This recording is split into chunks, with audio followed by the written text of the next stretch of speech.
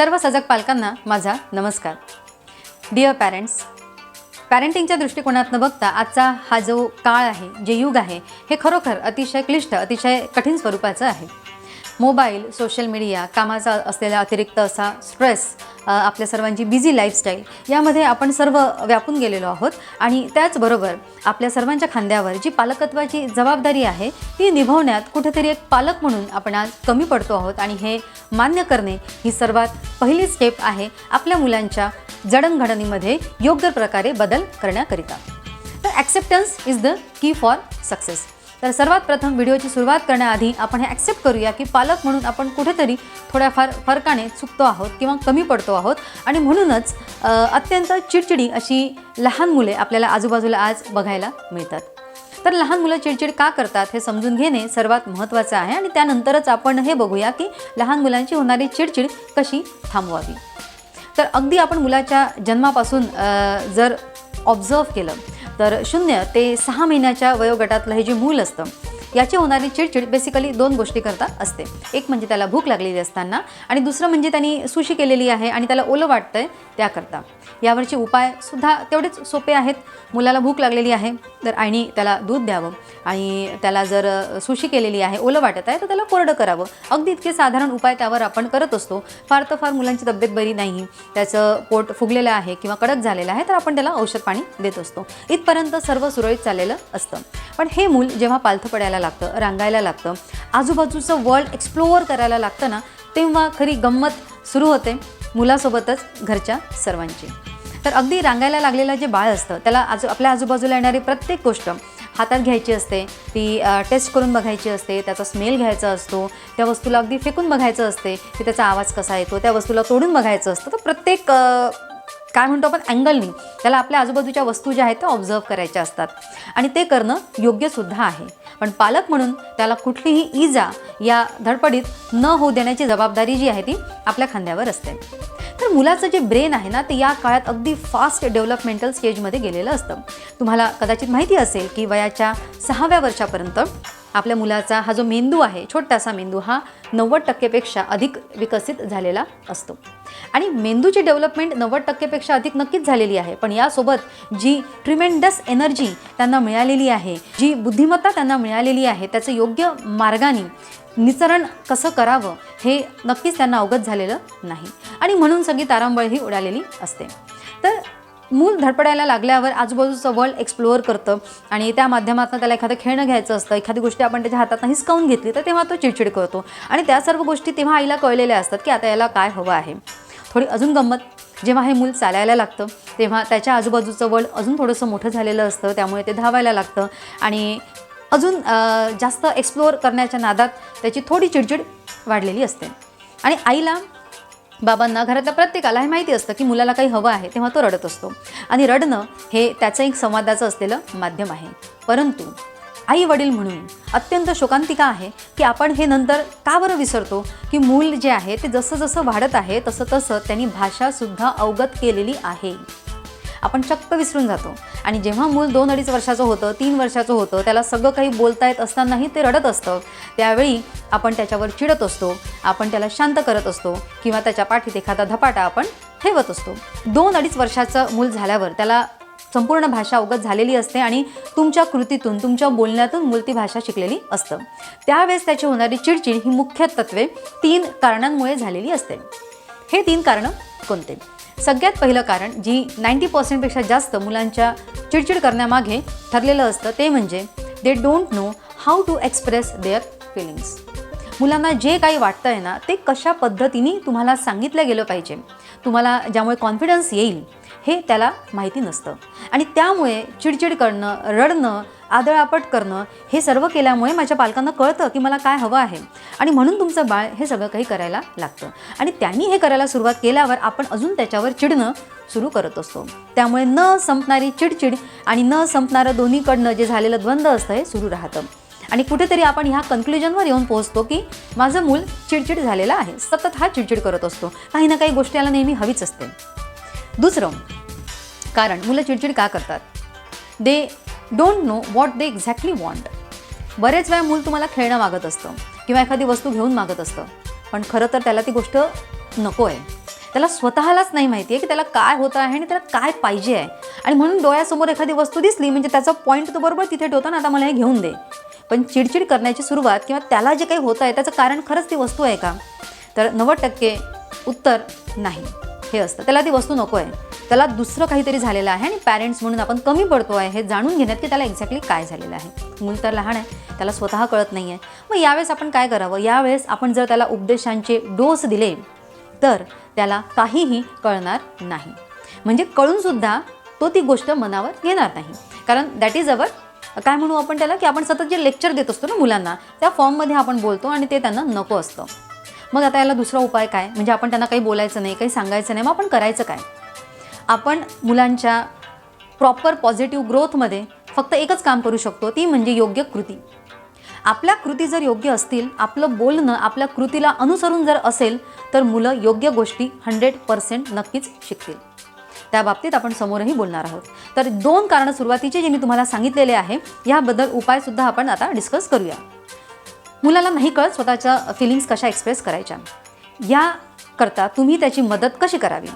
ज्यावेळेस तुमचं मूल चिडचिड करत आहे, अत्यंत त्रागा करत आहे, टँट्रम्स करत आहे, तर being a mother, being a father आपली हीच एक रिस्पॉन्सिबिलिटी आहे की आपण त्याच्या बाजूला जाऊन शांतपणे बसणे, अगदी शांतपणे, त्यांनी काहीही केलं तरी शांतपणे बसणे, कितीही चिडचिड करू देत आणि त्याला हे समजावून सांगणे की बेटा ह्या पद्धतीने तू जे सांगत आहे मला काहीच कळत नाही, तू नीट शब्दात सांग. तुम्ही त्याला शब्द सांगू नका, तुम्ही तुमचं ओपिनियन त्याच्यावर थोपवू नका. Wait, be a good listener. Parents होण्याची सगळ्यात मोठी कला जी काही असेल ना तर ती उपदेशात अजिबातच नाही. चांगले पॅरेंट्स म्हणून जर आपल्याला घडवायचं असेल तर it is in being a good listener. तुम्हाला चांगला श्रोता बनावं लागेल, त्याच्या गोष्टी ऐकाव्या लागतील, ना की आपल्या गोष्टी त्याच्यावर थोपवाव्या लागेल. तर बाजूला जाऊन बसा अगदी शांतपणे की बेटा तुम्हाला चांगल्या शब्दात सांग की तुला काय झालेलं आहे. आणि then he will start thinking. मग ते बाळ विचार करायला लागेल की खरंच मला काय झालं आहे, मी काय करतो आहे. असंही होऊ शकतं की एकदा तुम्ही ही कृती केली म्हणजे लगेच काम करेल असंही नाही. प्रत्येक मूल वेगवेगळं असतं, त्याला वेगवेगळ्या पद्धतीने हँडल करावं लागतं. 3, 4, 5, 6 वेळा कंटिन्युअस तुम्ही तो चिडचिड करत असताना या सिच्युएशनमधून जर त्याला हँडल केलं तर तुम्हाला नक्कीच 100% सक्सेस मिळेल. पहिल्या वेळेससुद्धा मिळू शकतं. तर शांतपणे बसा, त्याला विचारा काय झालं हे मला चांगल्या शब्दात सांग. चांगल्या शब्दात सांगशील तर मी ऐकेल, नाहीतर मला इतरही कामं आहेत जे माझी वाट पाहत आहेत. टेक अ पॉज आणि बिलकुल शांत बसा, त्याचं ऐकून घ्या, तो काय म्हणतो आहे. स्वतः मधात बोलायची घाई करू नका, त्याचं म्हणणं सविस्तर ऐकून घ्या, त्याला काय म्हणायचं आहे, बरं हे आहे, असं आहे, ओके ठीक आहे. गरज असेल तर उपदेश करा, गरज नसेल तर माझा अनुभव आहे की या पद्धतीने जेव्हा मुलांना आपण करतो ना तेव्हा हळूहळू ते स्वतः या पॉईंटवर येतात की अरे मला तर काही झालेलंच तर नव्हतं, मम्मा मी असं का बरं केलं बेटा. तर एक तर झोप येत असेल, भूक लागली असेल, खूप थकला असशील, असे वेगवेगळे कारणं असू शकतात. तू बघ यातलं कुठलं कारण तुला ॲप्लिकेबल आहे. कधी इतकंही केलं ना तरी प्रॉब्लेम सॉल्व्ह होतो. त्यांच्या चिडचिडवर आपण रागवणे, आपण चिडचिड करणे याची गरजच भरपूर वेळेस नसते. सेकंड थिंग जी मी तुम्हाला म्हटली की भरपूर वेळेस त्यांना स्वतःलाच माहीत नाही आहे की त्यांना काय पाहिजे. तर आपण एक उदाहरण घेऊया. तुम्ही मार्केटमध्ये गेलात, मूल तुमच्यासोबत कधीच फिरतं आहे आणि त्याला तुम्ही काहीतरी वस्तू घेताना दिसत आहेत, म्हणजे तुम्ही भाजीपाला घेतला, किराणा घेतला, स्वतःसाठी काही सामान घेतलं, तर मुलांच्या डोक्यात इमेज काय बनते की आईवडील काहीतरी तर घेत आहेत. आता हे काहीतरी घेत आहेत म्हणजे मला पण काहीतरी मागितलंच पाहिजे. आणि मग ते आजूबाजूला त्याचे डोळे शोधत असतात आणि मग एखादं खेळणं दिसलं की त्याच्यावर पॉईंट करायचं की मला हे पाहिजे. आणि मग आपण काय म्हणतो, चुप आता नाही मिळणार. असं म्हटल्याबरोबर असं कसं नाही मिळणार, हे तर बरोबर घेत आहेत, मला का नाही देत, मला पाहिजे. आणि मग ते टँट्रम सुरू होतात. आणि मग आपण आजूबाजूला बघतो, 4 लोक आपल्याकडे बघत असतात आणि त्या 4 लोकांच्या लाजेखातीर आपण आपल्या पोराला ती वस्तू घेऊन देतो. या व्यतिरिक्त आपण हे समजायला हवं की जे 4 लोक आपल्याकडे बघतायत, मे बी या एक्सपिरियन्समधनं ते सुद्धा गेलेले असतील किंवा फ्युचरमध्ये जाणारे असतील. प्रत्येक पालक या एक्सपिरियन्समधनं जातोच. त्याला उपाय हा अजिबात नाही की तुम्ही मुलाला ती वस्तू घेऊन द्या, आज घेऊन दिली उद्या परत मागेल, सवय पडेल, कुठपर्यंत तुम्ही पुरणार आहात. आणि ह्या गोष्टीचा विचार फक्त त्यांच्या बालपणाकरता नका करू. तरुण मुलं झाल्यानंतर सुद्धा तुम्ही कुठपर्यंत त्यांना पुरणार आहात हा विचार करून ती वस्तू त्यांना तुम्ही घेऊन द्या. मग काय करायचं बरं, आता तो टँट्रम करतो आहे, आपण मार्केटमध्ये आहे, परत तेच शांतपणे त्याच्यासोबत बोला, एकदम शांत. त्याला समजवा तू पहिले शांत हो आणि मग माझ्यासोबत बोल. मग तो बोलेल मला हे पाहिजे. बरं का बरं पाहिजे, कारण तर असायला पाहिजे ना की ती वस्तूला का पाहिजे. मग त्याचं काहीतरी त्याच्यावर कारण राहील. बरं, त्याच्यावर तुम्ही परत त्याला क्वेश्चन करू शकता की याला नेमकं तू काय कसं खेळणार आहे. बरं, असं खेळणं आपल्या घरी आहे, मग तू ते खेळलं नाहीस का, मग तुला अजून असं हवं आहे का. अशा संवादातून काय होईल की हळूहळू त्याला कुठेतरी कळायला लागेल की मी काहीतरीच मागतोय आणि बरं तरीही नाही कळालं, मग काय करायचं. मग त्याला तुम्ही पैशाच्या किमतीनुसार समजावून सांगा. 3-4 वर्षाचं मूल असेल ना तर नक्कीच कळेल, कारण पैसे हे मुलांना खूप लहानपणी आजकाल कळायला लागलेले आहेत. आणि ऑनलाईनमुळे तर हे पण मुलांना कळतं. बरेच वेळा मुलं म्हणतात ते मोबाईलमधून पैसे पाठवून द्या ना, तुझ्याजवळ पैसे नाही येतं. हे नाही कळत ना त्यांना की मोबाईलमध्ये पैसे येतात कुठून, ते सुद्धा समजावून सांगणं आवश्यक आहे. आपल्याला वाटतं मूल लहान आहे, पण तेव्हाच तुम्ही पैशांची किंमत त्यांच्या मेंटॅलिटीमध्ये फिक्स करू शकता. एकदा ते मूल मोठं झालं ना की ते तुम्हाला जुमानत नाही. त्याला काही घेणं देणं नाही, ती वस्तू किती रुपयाची आहे, तुम्ही रुपये कसे कमवता, त्याला पाहिजे म्हणजे पाहिजे. त्यामुळे पहिल्यांदा जेव्हा त्याने हट्ट केला तेव्हा त्याला समजावून सांगा, बाळा आपण हे अफोर्ड करू शकत नाही. जरी तुम्ही करू शकत असाल तरीही सांगा, ही वस्तू महाग आहे, आपल्याला परवडणारी नाही, आपण हे नाही घेऊ शकत. कारण जर तुम्ही मुलाला प्रत्येक वस्तू घेऊन दिली तर नॉन एंडिंग डिमांड्स आहेत या. ओके, त्यामुळे काय करा, त्याला समजावून सांगा की ही वस्तू इतकी महाग आहे, सध्या माझ्याकडे पैसे नाहीत किंवा असले तरी मला दुसऱ्या गोष्टी घ्यायच्या आहेत. बघ, तुला मी दिसते की मी या सगळ्या वस्तू घेते आहे, पण आपल्या घराला किराणा हवा आहे, भाजीपाला हवा आहे, या गोष्टींची अशी आवश्यकता आहे म्हणून आपण घेतो आहे. प्रत्येक गोष्टीची पैशातली किंमत, कुठल्या गोष्टीवर किती पैसे मोजावे, खर्च करावे, कधी खर्च करावे, हे सर्व मुलांना तुम्ही त्याच वयामध्ये योग्य प्रकारे समजावून सांगू शकता.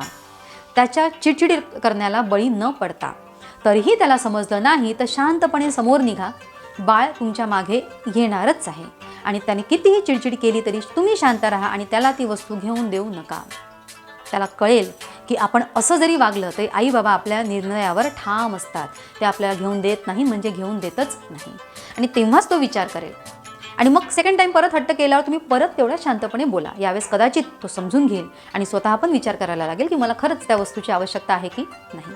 या पद्धतीने जर आपण मुलांच्या सोबत वागलं ना तर मला वाटतं की 90% गोष्टी ज्या आज आपण मुलांना घेऊन देत असतो अननेसेसरी, त्या आपोआप कमी होतील आणि त्यावर लागणारा जो खर्च आहे तो सुद्धा आपोआपच कमी होईल. तिसरी आणि सर्वात महत्त्वाची गोष्ट म्हणजे मुलं चिडचिड का करतात याचं एक कारण, ज्या प्रमाणात त्यांच्या डाएटमध्ये योग्य न्यूट्रिशन असलं पाहिजे, प्रोटीन, विटॅमिन्स, मिनरल्स याची जी रिक्वायरमेंट मुलांच्या बॉडीची ज्या ज्या वयातली असते त्या त्या वयातली रिक्वायरमेंट पूर्ण न होणे. आणि आज आपण आपल्या आजूबाजूला सर्वत्र बघत असतो, अगदी 6-7 महिन्यांचं मूल आहे आणि आई मोबाईल दाखवून त्याला घास भरवते आहे, त्यामुळे तो खातो आहे. त्याला नाही माहीत तो काय खातो आहे, पण तो खातो आहे कारण त्याला समोर काहीतरी चांगलं चित्र हे दिसतं आहे. त्यामुळे तो मूल आपलं पोट भरायचं काम करत आहे आणि कधी कधी पोट भरल्यावर त्याच्यापेक्षा जास्तसुद्धा त्याच्या पोटात जात आहे. ही सवय अजून समोर कंटिन्यू होते.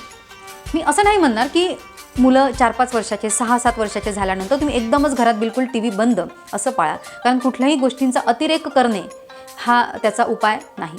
पण तुमचं मूल जर रोज TV बघत जेवत असेल तर आठवड्यातनं 2-3 वेळा TV बंद करून त्याला जेवायला लावा. कमीत कमी आठवड्यातनं 2-3 वेळेस तरी TV बंद करून मूल जेवलंच पाहिजे. त्यामुळे कळेल ना की आपण काय खातोय.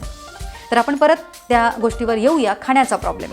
तर मुलांमध्ये योग्य डाएट कसं द्यायला पाहिजे. आज मॅक्झिमम मदर्स मला म्हणत असतात की मुलं, माझा मुलगा हे खात नाही, त्याला ही भाजी आवडत नाही, ती भाजी आवडत नाही, त्याला हे आवडत नाही म्हणून मला हे बनवून द्यावं लागतं. आणि आया अगदी सुपर वुमन असल्यासारख्या आपल्या मुलांसाठी ऑलवेज अवेलेबल असतात आणि त्याला जे पाहिजे ते त्याला बनवून देतात की हा जेवला पाहिजे. आणि आपल्याकडे कसं आहे ना की डोक्यात इतकं फिट झालं आहे की मूल उपाशी नको झोपायला. म्हणजे तुम्ही घरी बनवलेली कोबीची भाजी आणि पोळी त्याला नाही खायची आहे आणि आता हा उपाशी झोपणार, या भीतीने तुम्ही त्याला बिस्किट देता, पॅकेट देता, मॅगी देता. असं जर करत असाल तर आज घरातले मॅगीचे पॅकेट, बिस्किटचे पॅकेट उचलून बाहेर फेकून द्या. कारण उपाशी झोपलेलं मूल एक वेळेस परवडलं, पण चुकीचं खाऊन, काही भाई खाऊन झोपलेलं मूल जे आहे ते तुम्हाला लाँग टर्ममध्ये कधीच परवडणार नाही. त्याच्या हेल्थच्या दृष्टिकोनातनं तुम्ही त्याचे शत्रू बनले आहात असं स्वतःला समजवा. तर तुम्हाला कळेल की त्यांच्यात योग्य डाएट हे गेलंच पाहिजे. आता आपण स्वतः जर बाहेर खूप जास्त वेळेस खात असू किंवा जंक फूड खात असू तर मग तर मुलांना कितीही सांगण्यात काही उपयोग नाही, कारण मुलं तुमच्या कृतीतनं शिकत असतात. त्यामुळे स्वतः पहिल्यांदा आपल्या आहारामध्ये व्हेजिटेबल्स, फ्रूट्स, सॅलॅड्स सगळं काही इन्क्लूड आहे की नाही याची खात्री करा. आणि ती जर तुमच्या आहारात असेल आणि तुमचं मूल खात नसेल तर मग अगदी सोपा उपाय जो मी पण माझ्या मुलांसाठी केलेला आहे आणि नेहमी करत असते तो म्हणजे हे खायचं तर खा, नाही तर उपाशी झोप. चालेल, एक वेळेस तुमचं मूल उपाशी झोपलेलंही चालेल. उपाशी झोपून उठल्यानंतर तुम्ही त्याला प्रेमाने सांगा की आज हेच बनलेलं आहे, तुला हेच खायचं आहे, दिवसभरात तुला कधीही भूक लागली तरी दुसरं काहीही बनवून मिळणार नाही. या पद्धतीने जर तुम्ही त्यांच्यासोबत डील केलं, तेही अगदी प्रेमाने, म्हणजे तो चिडचिड करत असेल तर जवळ घ्या, हग करा, पण असा लाड नका करू. हा लाड कुठल्याच कामांचा नाही. तुमचा हा लाड जो आहे तो समोर जाऊन त्याच्या आयुष्याकरता खूप जास्त घातक ठरणार आहे. तर आपण 3 कारणं बघितले ज्यामुळे शक्यतोवर मुलं चिडचिड करत असतात. ते म्हणजे त्यांना न कळणे की फिलिंग्स कशा एक्सप्रेस करायच्या किंवा जे मला वाटतं ते एक्झॅक्ट मला कुठल्या शब्दात मांडणी करून सांगायचं आहे. सेकंड म्हणजे आपण बघितलं की त्यांना स्वतःलाच कळत नाही की मला काय पाहिजे म्हणून अननेसेसरी ते डिमांड्स करत असतात. आणि तिसरं म्हणजे योग्य प्रमाणात हेल्दी डाएट त्यांच्या पोटात न जाणे. आणि त्याला तर सर्वस्वी कारणीभूत आपण पॅरेंट्स म्हणून स्वतः जबाबदार आहोत. आपलं स्वतःचं डाएट आपण सुधरवूया. मुलांचं डाएट आपोआप सुधरेल. आणि नसेल सुधरवत ते 1-2 दिवस उपाशी झोपू द्या. नंतर मुलाला उपाशी झोपायचं काम पडणार नाही. तुम्ही जे म्हणाल मुलगा ते ऐकेल आणि ते खाईल. प्रत्येक नवीन येणारी जी पिढी असते ना ती आधीच्या पिढीपेक्षा कित्येक पटीने हुशार असते. त्यामुळे तुम्ही मुलांना जस्ट सांगितलं ना की जंक फूड खाऊ नका, हे खा, तर ते काम नाही करणार आहे. त्यामुळे 1-2 वेळेस काही एक्सपेरिमेंट करून बघा. फॉर एक्झाम्पल तुम्ही बाहेरून पिझ्झाचा बेस आणा, त्याला 4-5 दिवस चांगलं टाईट डब्यामध्ये बंद करून ठेवा, त्याच्यावर बुरशी चढू द्या आणि मग त्याला उघडा आणि त्याला ताणून दाखवा. मैद्यातले तार मुलांना दिसू द्या आणि मग त्यांना इमॅजिन करायला लावा की हे तार तुला आतमध्ये पोटात चिटकले तर बाळा काय होईल. कोल्ड्रिंक बाहेरून घेऊन या. मुलांना म्हणा आज आपण कोल्ड्रिंक आणूया आणि एक्सपेरिमेंट करूया. ते कोल्ड्रिंक घेऊन या, त्याला बॉईल करा, बघा खाली काय दिसेल, डांबर, शुगर. त्या कोल्ड्रिंकमध्ये तुम्ही खिळा टाका गंजलेला. दुसऱ्या दिवशी बघा खिळा स्वच्छ झालेला असेल. मुलांना सांगा खिळा स्वच्छ होतो बेटा, पोटाच्या आतड्यांचं काय होत असेल. अशा वेगवेगळ्या एक्सपेरिमेंट्सच्या माध्यमातून सुद्धा तुम्ही मुलांना हे सांगू शकता की अत्यंत चविष्ट असं लागणारे जे जंक फूड आहे, मान्य करतो खूप छान आहे, टेस्टी आहे, पण आपल्या हेल्थ करता बनलेलं नाही. आपल्या बॉडीला त्याची गरज नाही. एखाद्या वेळेस खाल्लं ठीक आहे बाळा, पण नेहमी नेहमी तू नाही खाऊ शकणार. तर या पद्धतीने मला वाटतं आजच्या पिढीसोबत या मुलांसोबत आपण जर डील केलं तर नक्कीच एक पॅरेंट्स म्हणून आपण स्वतःला सक्सेसफुल करू शकू. आणि त्याही व्यतिरिक्त तुमचे मुलं जर खूप हायपर ॲक्टिव्ह असेल आणि त्याला शांत करायचं असेल तर काही टेक्निक्स असतात. तर त्यामधलीच एक टेक्निक तुम्हाला सांगते की मुलांना तुम्ही क्रेयॉन्स द्या, कलरचे जे मोठे मोठे क्रेयॉन्स असतात ते, आणि त्यांना लेफ्ट हँडनी ड्रॉईंग करायला सांगा. काहीही ड्रॉईंग करायला सांगा, पण लेफ्ट हँडनी करायला सांगा. बघा मुलगा त्याच्यामध्ये एंगेज होऊन जाईल आणि हळूहळू तो शांत होईल. मुलांना ब्रीदिंग टेक्निक सांगा. बेटा राग आला, चिडचिड झाली, असं कर. आता असं सांगितल्याने होणार नाही. जेव्हा तुम्ही मुलांसोबत चिडता तेव्हा तुम्ही सुद्धा अगदी पॉज घेऊन अशा प्रकारची ब्रीदिंग टेक्निक करण्यास हरकत नाही. मुलगा बघेल अच्छा आईला राग आला, आई अशी करते, म्हणजे आपणही करायला हवं. आपण जर आपल्या हातामध्ये मोबाईल घेऊन रील्स स्क्रोल करत मुलांना म्हणत असू की बाळा पुस्तक वाच, बाळा तू अभ्यास कर, तुझी एक्झाम आलेली आहे, तर ह्या गोष्टी काम करणार नाही. तुम्ही जर एखाद्या प्रोडक्टिव्ह गोष्टीमध्ये इन्व्हॉल्व्ह आहात, प्रोडक्टिव्ह म्हणजे तुम्ही सुद्धा पुस्तक वाचत आहात, तुम्ही गार्डनिंग करत आहात, XYZ कुठल्या ॲक्टिव्हिटी, पण त्या प्रोडक्टिव्ह ॲक्टिव्हिटीमध्ये जर तुम्ही एंगेज आहात तरच तुम्ही तुमच्या मुलांना सांगू शकता की बेटा मी सुद्धा माझं काम करते आहे आणि तू सुद्धा तुझं काम कर. यावेळेस हे काम करणं महत्त्वाचं आहे. मुलगा मोबाईल सोडत नसेल ना तर एक जादुई मंत्र म्हणजे चल आपण खेळायला जाऊ. ही खरंच जादू आहे बरं, हे मॅजिक आहे. आपण मुलांना जर म्हटलं ना चल आपण खेळायला जाऊ, मुलं पटकन रेडी होतात. कुठल्याही लहान मुलांना खेळण्यातनं जे डोक्यामध्ये डोपामाइन हॉर्मोन भेटतो ना, जी हॅपीनेसची फिलिंग त्यांना येते ती त्यांना मोबाईल बघून किंवा अजून कशातूनच येत नाही. त्यामुळे मुलांना हे म्हणणं की चल बेटा आपण खेळू, हे अगदी 100% रामबाण उपाय आहे त्यांचा मोबाईलचे ॲडिक्शन दूर करण्याचा. आणि खरंच खेळावं लागेल, नाही तर नुसतं म्हणू आपण खेळू आणि आपण खेळणार नाही तर इट विल नॉट वर्क. कमीत कमी अर्धा तास तरी त्यांच्यासोबत तुम्ही खेळा, तर बरोबर थोडंसं मोबाईलपासून दूर जातील, खेळता खेळता अजून गोष्टी तुमच्यासोबत शेअर करतील आणि हळूहळू जो सुसंवाद आहे हा वाढत जाईल. सुसंवाद असणे म्हणजे असं अजिबात नाही की आपण मुलांना प्रत्येक गोष्टीवर उपदेश करणे. मुलांचं ऐकून घेणे हे महत्त्वाचं, कारण मुलं जेव्हा आपल्याला सांगत असतात ना तेव्हा ते स्वतः शिकत असतात आणि स्वतः डेव्हलप होत असतात. तर थँक्यू सो मच. आणि तुमच्यापैकी जे कोणी व्हिडिओच्या एंडपर्यंत माझ्यासोबत टिकून राहिलेले आहात आणि त्यांना अजून काही प्रश्न असतील पालकत्वाच्या संबंधित आणि वाटत असेल की यावर सुद्धा व्हिडिओज बनले पाहिजे तर प्लीज कमेंटमध्ये मला तुम्ही टॉपिक सुचवू शकता. म्हणजे आपण असेच नवीन नवीन व्हिडिओज आणि त्यावरचे मुलांचे प्रॉब्लेम्स, त्यांचे उपाय यावर आपण तयार करू शकतो. आणि व्हिडिओ जर तुम्हाला आवडला असेल तर subscribe, share and like, comment. Thank you.